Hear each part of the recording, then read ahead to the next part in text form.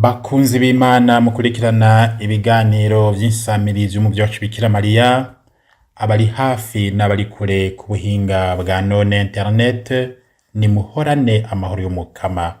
Ni ca gihe ciza kiroranye, aho dusoma tukazirikana ijambo ry'Imana Ekariziya dutegekaniriza, muri kumwe na Patiri Eudes NGENDAKUMANA muri diocese ya Ngozi Paroisse ya Mivo. Kuri uyu munsi tuzirikana ibisomwa vyo ku munsi wa kabiri Dominika ya 26 umwaka usanzwe. None rero nkuko twama tubigenza mu nkundire, mbanze ndabarangire aho dusanga ivyo bisomwa vyeranda, hanyuma tubisome dusabe umutima mweranda dufashe tuze kubizirikana.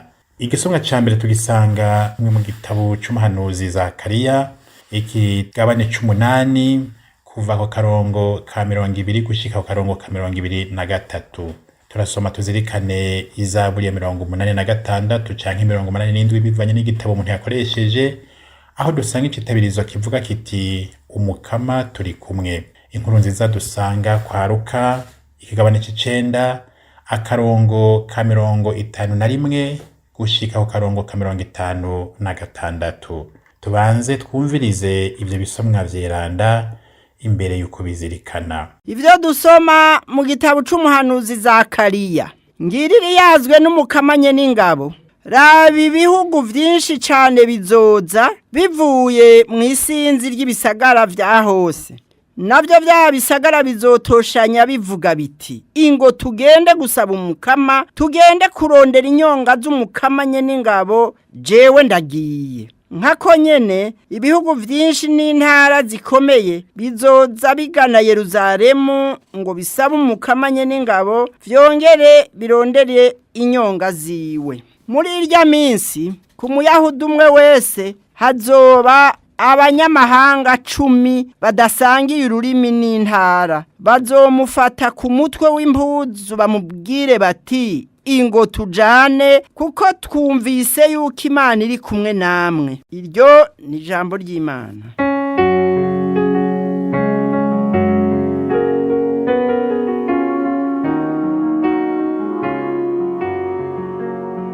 Umukama turi kumwe.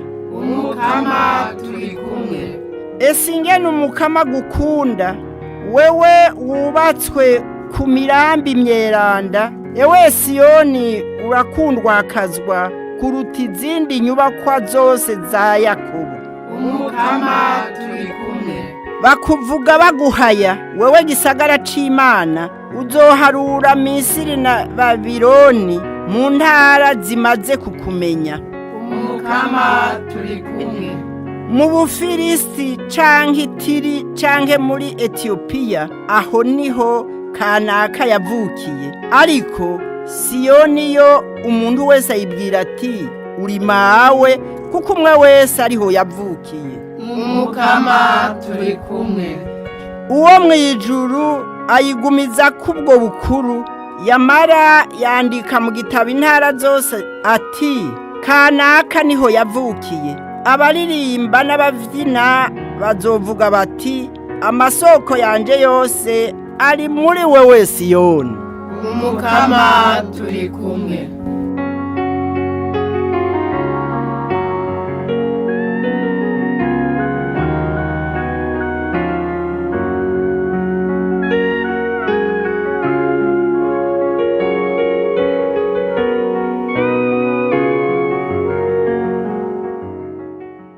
Aleluya, aleluya, nyigisha gutegera ico ushaka mukama, nzoheza nzirikane ibitangaza wakoze. Aleluya. Inkuru nziza ya Yezu Kristu nkuko tuyisanga kwa Luka mweranda.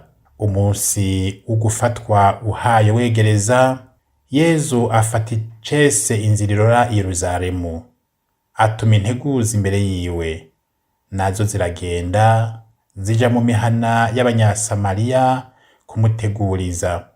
Ariko ntibamwakira kubera yaje Yerusalemu. Abigishwa biwe Yakobo na Yohani babibonye baramubaza bati, mukama, ntiwoturekurira tugahimiriza umuriro ukabashungurukirako ukabatikiza? Arahindukira arabakankamira ati, mwebwe mwaranyobeye, umwana w'umuntu ntiyazanywe no gutikiza, yaje gukiza. Baca baja mu yindi mihana. Tushimagize iyi nkuru nziza ya Yezu Kristo.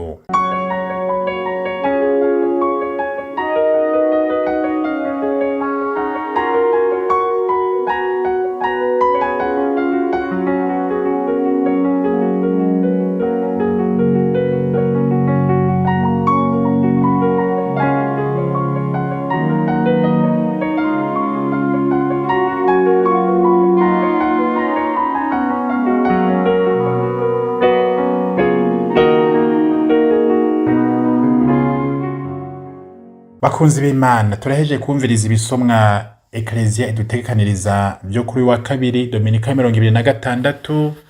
Mu nkundire rero dukundire mutima mweranda adufashe kugira ngo tuzirikanire ijambo, tugire ico dukuyemwo nico twogendera. Ibi bisomwa rero nashimye yuko twoshimikira cyane kuri iyi nkuru nziza, kuko mbona umenga niyo iza isanganya vyose. Iyi nkuru nziza itwereka ku buryo butangaje ingene abantu abatumwa Yakobo na Yohani baheza bakishura canke bagaheza bakaraba ibintu bakavyishura nyene koko nk'abantu basanzwe bagenzwa na kamere y'umuntu, kamere iza igomba kwihora, igomba kugira ingere ku yindi, igomba kugira akabe ku kandi, igomba gushira uwundi musi y'ibirenge. Kamere y'umuntu novuga nti nuko imeze. Umuntu bavuga yuko avuka ameze nk'ingwanyi, agaheza akagenda buke buke aronka umutima woroshe, woroshwa n'Imana, woroshwa n'abagenzi, woroshwa n'ivyabamwo. Ariko aravye nabi uwo mutima ushobora kubandanya uba nk'uw'agakoko, kandi uravye nabi mu gihe umuntu adashize mu ijambo ry'Imana, umuntu arashobora kuba koko agakoko. Ariko Imana irazi ingene yigisha abantu bayo. Harabo yigisha biciye mu nyigisho nk'izi z'ubu munsi, harabo yigisha biciye mu vyo basoma, harabo yigisha kandi yiciriye mu mitima yabo, mbere naho yo basanga mu gahinga ikabigisha, kuko ijambo ry'Imana, agashusho k'Imana twaremanwe kaguma katwereka ingene igihe cyose dukura, katwereka kigaragaza kavuga kati kora iciza ntukore nabi. Iciza umuntu yarakiremanwe, kandi nabi nayo yiza yitamwo, nk'uko Umukama avuga ati hari uwateye mu murima wiwe urwamfu, ururo, hanyuma mu nyuma umwansi araza atera urwamfu. Aba batumwa rero Yakobo na Yohani babonye ingene aba banyasamariya banse kwakira Yezu, bavuze bati Mukama, ubwo ntiwoturekura, turazi yuko bishoboka, nimba batatuzi batubone, tubarekurire ku muriro ubatikize babona buturibo. Mu yandi majambo babwiye Yezu ati mbega Yezu, ubwo abo bantu barazi uwo banse kwakira? Bavukanye ubu Yakobo na Yohani hari uwahava bacira urubanza ari umurundi canke umurundikazi? Ubwo ni bangahe bohava bakitwara ukundi atari nk'uko kwa Yakobo na Yohani, mu gihe bagiye ahantu kandi munovuga ntibari kuri mission izwi, bagaheza bagasanga aba bantu batabakira. Aba banyasamariya baranse kwakira Yezu ngo kubera agiye Yerusalemu. Abanyasamariya rero n'abanya-Yerusalemu barabansi kandi bikomeye. Umuntu rero agiye i Yerusalemu agaca i Samariya ntibemera yuko aharengana. Bari baraciye novuga nti n'inzira barazibira, bavuga bati uwugomba kuja i Yerusalemu ntazoce i Samariya, ntazoca iwacu, araca ahandi. Mu yandi majambo, inzira twazizibiye, nta nzira zija hariya zocayo. Ubwo iwacu hoho nta hantu hazibiye uvuga uti ngomba kuja hariya noheza nkazunguruka sinoca ngaha. Ego cyane birabaho. None rero iri jambo ry'Imana ntiribwirwa rero babandi bahariye uyu munsi, ribwirwa twebwe nyene. Inzira zazibiwe zija kwa naka, inzira zazibiwe zija hana hariya zo kuramukanya zarabaye nyinshi.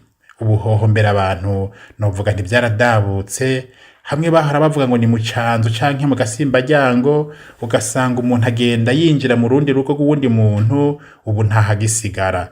Umuntu iyo agize korotire arazibira gushika ku kanyuma, umugenzi wiwe, umubanyi wiwe ntanamumenya. Umubajije ngo mbega aho inyuma yawe muhanura bibe nande, azana impapuro akakwereka ingene muri kadastre babivuze ati wo duhanura bibe nuwo, genda mubaze ntunganya amatongo iraza baduhana imbibe. None bavukanye ubwo ivyo vyovyo ntiwosanga birimeze nk'ibinyene. Yezu Kristo baranse kumwakira kubera ariko aragenda i Yerusalemu, arengana aciye aho hantu ati ngiyi inzira ntayihari, twarayizibiye.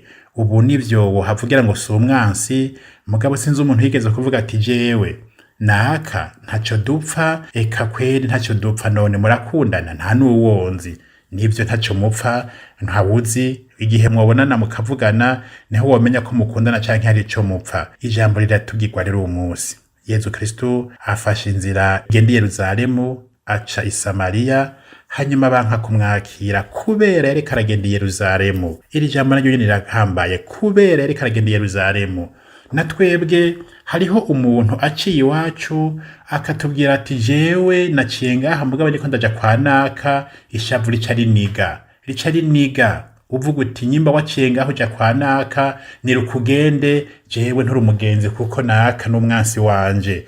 Eka abavukanye ubu munsi umutima mweranda tumwakire, dushobore kwakira izo ntumwa z'umukama iyo zivuye hose, kandi urukundo tugerageze kurukoresha hose. Imana rero irakoresha ubumuga bwacu igasubira ikabukuramwo iciza. Ubu Yakobo na Yohani bahavuye bavuga bati mbega mukama ntiwoturekura tukabarekurira k'umuriro? Umenga ntibakuzi, kumenga bariko barigirisha ngo ntibakuzi, bereka uwuriwe. Bavukanye bereka uwuriwe. Jeho ubwo nta gihe ngomba kuvuga ati jewe uranzi, reka ndakwereka uwo ndiwe, kandi ukabimwereka mu kumurekurira k'umuriro, mu kumurekurira kw'ibintu bimugira nabi, mu kumuta mu gasho, mu kumuzingamika, mu kumukubita. Ivyo vyose bikerekana kamere y'umuntu yamaze kuba novuga nti yanyoshwe n'igicumuro, yagiye kure y'Imana. Abagiye i Yerusalemu baciye i Samariya ntibabarekura ngo bagende. Aba Yohani rero na Yakobo berekanye novuga ntagatima ka muntu karimwo agakoko kigaragaza mu gihe cyose hari ibintu bije bigomba kutubuza gushika ko dushaka, kutubuza gushika kwihangiro twipfuza. Ariko rero tubanze turabe umukama nkuko tubwira ati ntimukoreshe inguvu, banze urabe yuko iryo hangiro washaka gushikako ari hangiro ry'umukama. Ubwo si shaka ry'iwacu tugomba ko rije imbere, ishaka ry'umukama tugashira ku ruhande. Imana ivuga iti ntimukoreshe umukazo, uwukoresha imbugita azokwishija imbugita, uwukoresha inkota azokwicwa n'inkota, uwukoresha umuriro azokwicwa n'umuriro. None bavukanye umukama aradusaba kwama twitondera ivyo vyose tubona umenga ni ibintu tudategera, cane cane iyo biza bitagomba guhura n'ishaka ry'iwacu. Ariko ikindi tugomba kuraba muri iri jambo ry'Imana ni uwu Yohani n'uwu Yakobo bari bafise ubumuga novuga nti buri muri bo bwo kugomba gukoresha igikenye. Imana iraheza ntihavuye ngo icibe yirukana, kuko Yezu Kristo iyaba nkamwe muri twebwe yahava kumbure abacira urubanza akabirukana mu vyo barimwo. Ariko Imana yarize ati ubumuga bwabo ndaheza ndabukoreshe mu kuheza ndabahindure, ndabaha inyigisho bahinduke, ahubwo abari bo baba abantu beza, urukiza ruce kuri bo. Yohani yahavuye urukiza ruca kuri we, n'ubu Yakobo babatumwa, ariko aka kamere kabo karaheza karahinduka. Bavukanye reka rero kugira ngo ndabaha umuco, ndabahe aka kantu kabaye novuga nti k'ikibido gitobotse, ikibido gitobotse canke ikivomesho gitobotse. Hari umuntu rero yari afise ibivomesho bibiri, ibibido bibiri, akabishira ku rutugu, yadandaza amazi. Harimo rero ikibido kimwe gitobotse. Mu kuvyikorera yafata igiti akagishira ku rutugu, ikibido kimwe kikarekera iburyo, ikindi kibido kikarekera ibubamfu. Ikibido kimwe muri ivyo bibiri rero carava uko yagenda amazi yagenda aramima ajojota ku nkombe y'inzira. Hanyuma uwo muntu araheza arabona yuko ikibido kimwe kijojota, aca arafata avuga ati none ko iki kibido kijojota noheza nkagira gute kugira ngo aya mazi akoroka mpeze nanje ndayavyaza umusaruro. Mugabe imbere yaho ico kibido kijojota kirabwira uwo muntu atwara ivyo bibido ati jewe numva mfise isoni, numva maramazwa n'ubumuga bwanje, kuko kirya kindi kibido iyo ndakiravye dushitse amazi acuzuye nanje anshikanye igice numva maramara. Mugabo wa muntu abwira nya kibido gitobotse ati oya tekana ndakuzi, kandi ukujojota kwawe ubumuga bwawe narahavuye ndabuvyaza umusaruro, ndazi ingene bigenda. Ati ntitwasubira inyuma uze kuraba ku nzira ingene amashurwe ahari ameze neza. Ca kibido kiraraba kibona amashurwe ameze neza, ayagayaga aremvye, mugabo nticamenye igituma uwo muntu yavuze ati uraraba iry'amashurwe.